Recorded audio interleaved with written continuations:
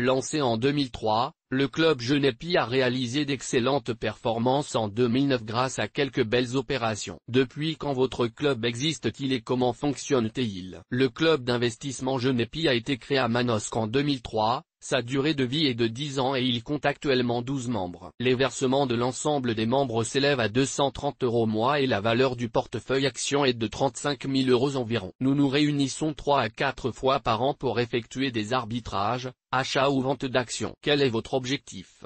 Obtenir la meilleure performance financière possible, bien sûr, mais aussi vivre des belles aventures d'entreprise, partager et échanger des informations entre passionnés de finance. Quels sont vos critères de choix? Nous avons deux approches.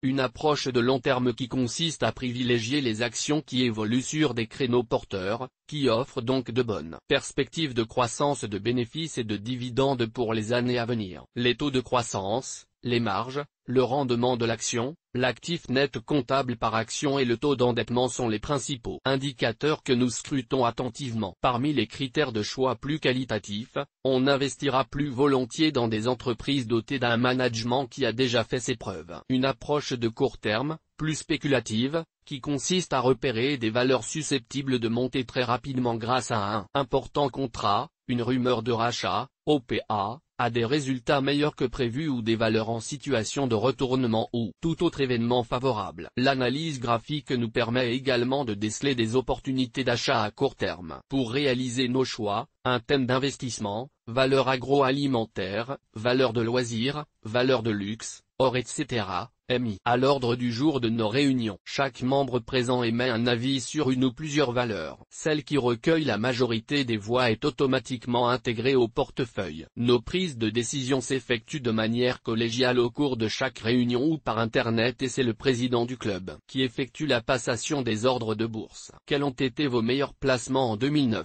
Vos plus mauvais?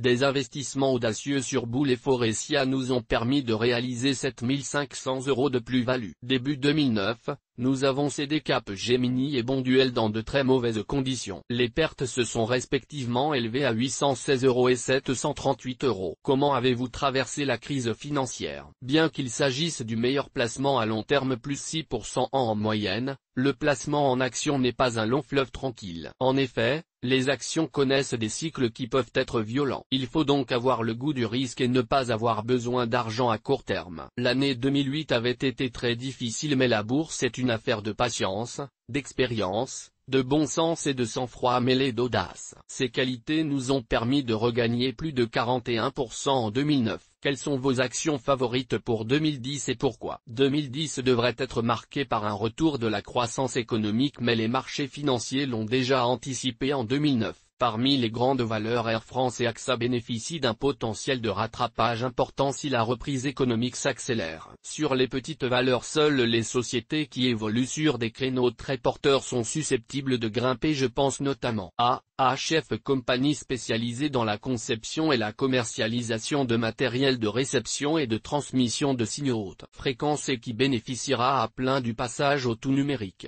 Dreamnet leader européen de la distribution en ligne de contenu et de produits de charme pour adultes. Inutile de vous expliquer pourquoi ce secteur ne connaît pas la crise. Nous privilégions les sociétés qui ont une politique généreuse du dividende. HF Company et Dreamnet en font partie. Ces valeurs procurent respectivement un rendement de 4% et de 6%. Êtes-vous attentif aux indicateurs sociaux ou environnementaux des entreprises? Vous faites certainement allusion à la loi des nouvelles régulations économiques de 2001. C'est une bonne chose que d'introduire des aspects sociaux, sociétaux ou environnementaux dans le monde des affaires. Ces indicateurs font partie désormais de la stratégie des grandes entreprises. À cet égard, au cours d'une émission radio, j'ai entendu qu'une étude montrait que les entreprises qui avaient de bons indicateurs sociaux étaient les plus performantes à long terme. L'actionnaire a donc également tout intérêt veillé à ce que le climat social de l'entreprise dans lequel il investit soit bon car, comme le disait si bien Jean Bodin, il n'est de richesse que d'hommes. FFCI article original.